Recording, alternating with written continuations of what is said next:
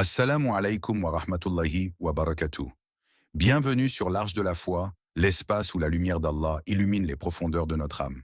Avant de commencer ce voyage spirituel, abonne-toi à la chaîne et active la cloche pour ne manquer aucun rappel qui touche le cœur. Quand tes lèvres murmurent les mots sacrés d'Aya al-Kursi, sens-tu le frisson qui traverse l'invisible? Derrière les lettres que tu récites, il y a un mystère, une grandeur qui défie l'imagination. Al-Kursi. Ce n'est pas un simple siège, ce n'est pas un symbole matériel, c'est une image que le cœur reconnaît avant que l'esprit ne la comprenne. Le trône d'Allah, un mot lourd de silence, chargé de sens. Il ne se limite pas à un espace ou à une forme. Il s'étend, dit le verset, sur les cieux et la terre. Une extension qui dépasse les galaxies, les constellations, les dimensions. Un rayonnement éternel qui englobe l'infini. Et tu fais partie de cet infini. Imagine un instant, tout ce que tu vois, le ciel bleu qui s'étire, la mer qui respire, les montagnes qui se dressent. Tout cela n'est qu'un grain de poussière sous le trône du Tout-Puissant. Et malgré cette immensité, il te connaît.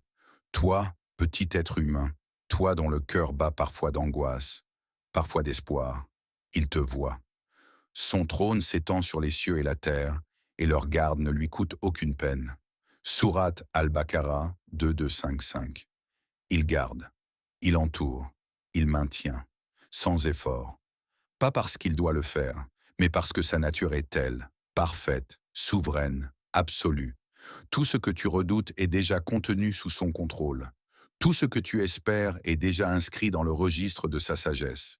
Le trône d'Allah, ce n'est pas une distance verticale, c'est une présence qui enveloppe, une force douce et puissante qui existe sans bruit, sans lumière éclatante.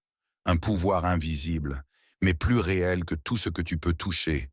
Et toi, âme vagabonde, combien de fois t'es-tu effondré en pensant que tout échappait à ton contrôle? Combien de fois as-tu crié intérieurement sans réponse? Mais as-tu pensé, ne serait-ce qu'un instant, à ce trône qui t'enveloppe? À ce regard qui ne te quitte jamais? Tout ce que tu vis, ton souffle, ton passé, ta douleur, est déjà posé sous ce trône sacré.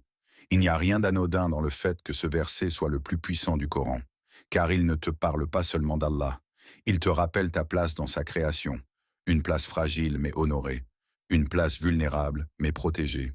Alors, que fais-tu de cette protection? Résistes-tu encore à ce qui te dépasse?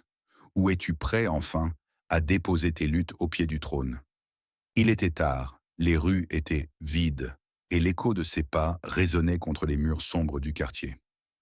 Comme chaque soir, il rentrait seul, ni peur, ni inquiétude, car dans son cœur résonnait une certitude, celle qu'il répétait silencieusement à chaque pas. Allahu la ilaha illa huwa al-hayyul qayyum. Il venait de terminer la prière d'Isha, et comme toujours, il avait récité Aya al-Kursi en quittant la mosquée. Ce n'était pas un automatisme, c'était un rituel ancré dans sa foi, une habitude née non de la routine, mais de la conscience. Ce soir-là, un homme l'observait dans l'ombre, un voleur, décidé à pénétrer dans sa maison. Il avait tout préparé, l'heure, le lieu, les outils. Il savait qu'il rentrerait tard. Mais ce qu'il ne savait pas, c'est qu'une protection invisible se dressait là, une muraille que même ses mauvaises intentions ne pouvaient vous franchir. Il s'approche. Sa main tremblait, non de peur, mais d'hésitation. Et soudain, quelque chose le saisit. Une sensation, comme une force, un blocage. Il s'arrêta, recula. Il ne comprenait pas pourquoi, mais il savait qu'il ne pouvait pas avancer. Alors il s'enfuit. Des mois plus tard, pris de remords, il avoua. Ce soir-là, je voulais entrer, mais quelque chose m'a empêché, comme une barrière invisible. Cette barrière, ce n'était pas de la pierre ni de l'acier. C'était la parole d'Allah, élevée du cœur d'un croyant vers les cieux, puis redescendue en protection silencieuse. Le prophète Muhammad, paix et bénédiction sur lui, a dit « Quiconque récite Aya al-Kursi après chaque prière, il n'y a rien qui l'empêche d'entrer au paradis sauf la mort. » Rapporté par un Nasaï. Une promesse, un bouclier, une lumière autour de celui qui s'en remet véritablement à son Seigneur. Mais la question que tu dois te poser n'est pas « Est-ce que ce pouvoir existe ?» Il existe sans doute. Il a toujours existé.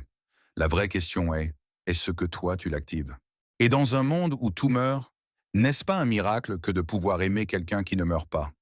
Le cerveau humain a besoin de repos. En moyenne, il passe un tiers de la vie à dormir. Chaque nuit, ton système nerveux ralentit, ton cœur bat plus doucement, ta respiration devient automatique. Tu te déconnectes du monde. Ton corps entre dans un état de vulnérabilité totale.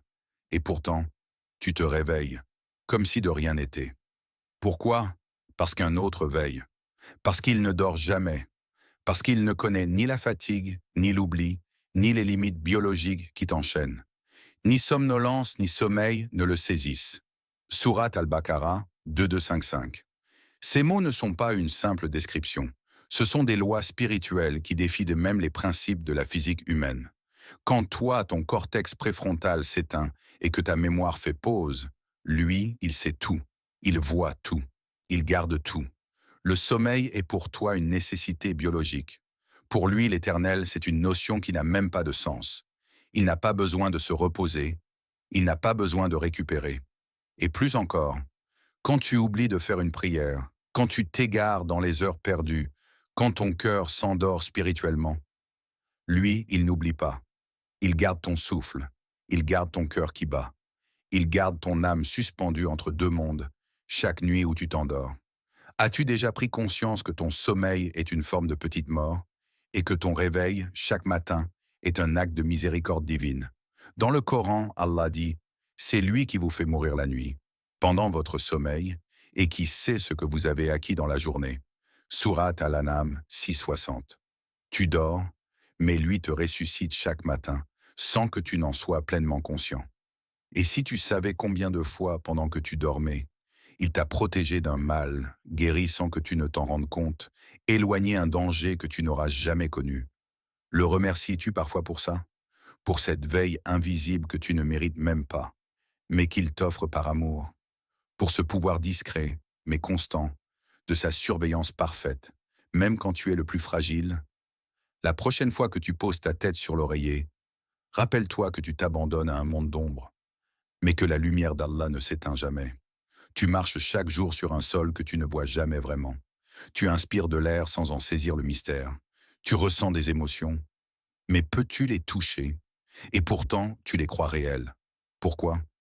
Parce que leur effet sur toi est incontestable. Parce que ce qui est invisible n'est pas nécessairement imaginaire. À lui appartient ce qui est dans les cieux et sur la terre. Sourate Al-Baqarah 2255. Ce verset est une porte ouverte sur l'invisible, ce monde plus vaste que les sens.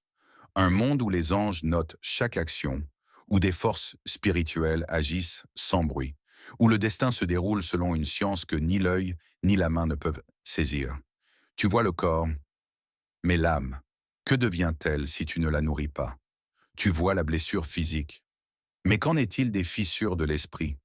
Nous vivons dans une époque qui valorise le visible, l'image, le résultat, la matière. Mais l'âme, on l'étouffe sous les notifications.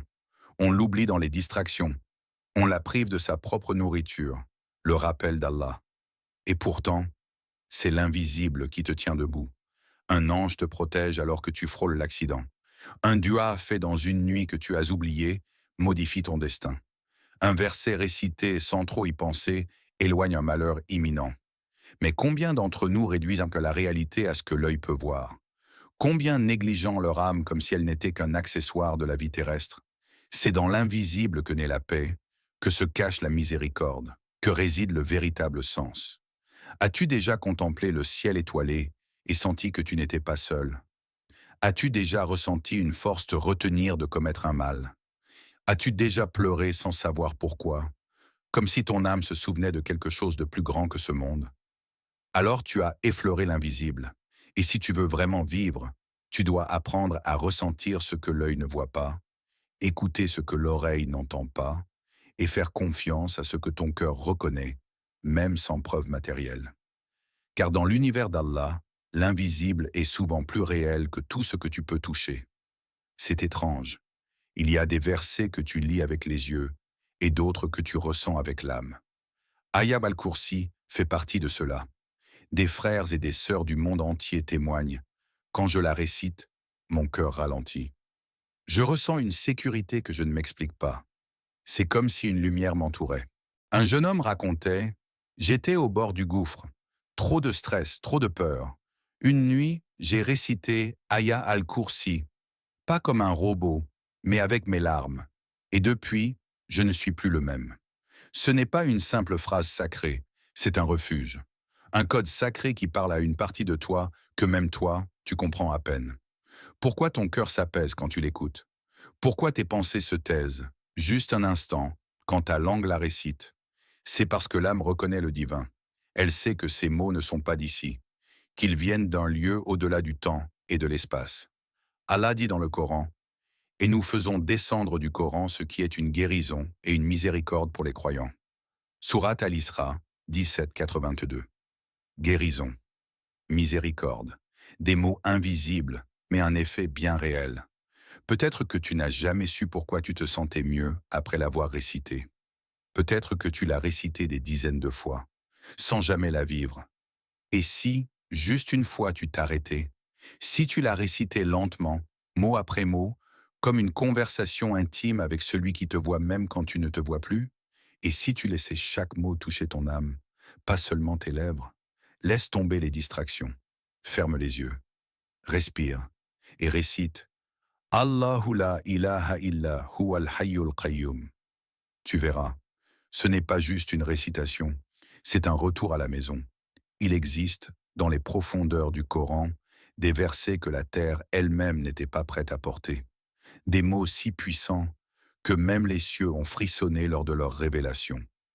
Aya al-Kursi fait partie de ces trésors sacrés, un secret céleste envoyé à un homme terrestre, un joyau transmis au cœur du dernier des prophètes.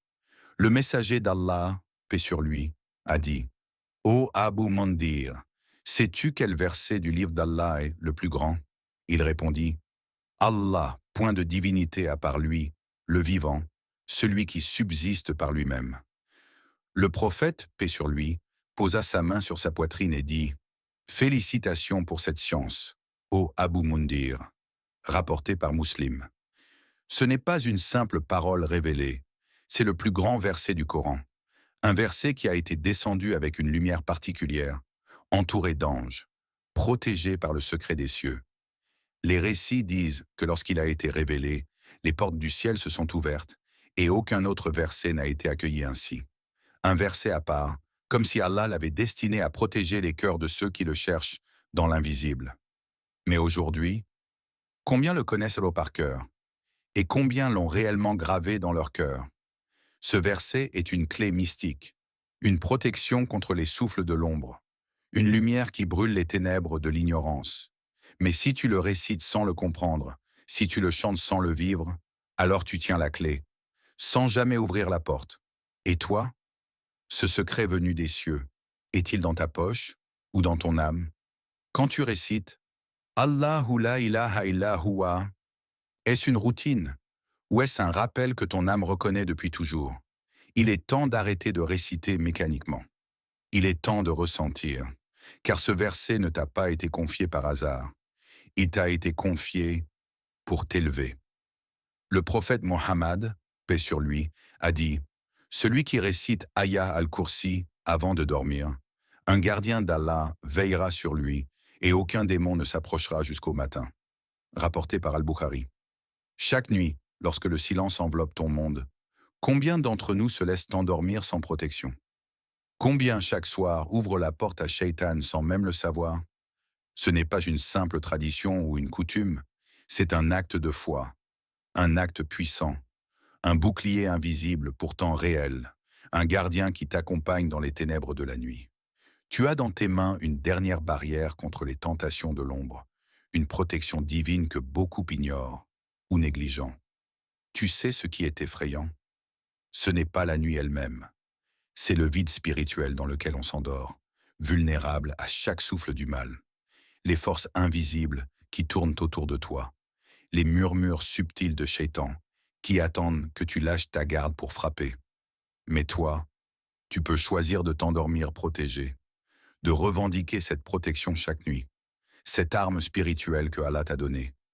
Est-ce juste une récitation automatique ou est-ce une invocation vibrante, pleine de foi et de présence? Le prophète, paix sur lui, a montré le chemin. Mais maintenant, c'est à toi de l'emprunter. Alors, ce soir, quand les ténèbres tombent, réciteras-tu Aya al-Kursi sans y penser, comme un simple rituel? Ou bien la réciteras-tu avec intensité, avec conviction, en sachant que chaque mot éloigne Shaitan et attire la lumière d'Allah dans ton cœur et ton esprit? Ce n'est pas un mythe, ce n'est pas une simple croyance. C'est une réalité invisible, un pouvoir immense caché dans les mots sacrés de cette Aya. Et toi, vas-tu la réciter ce soir comme une armée de lumière prête à défendre ton sommeil, ton cœur et ton âme?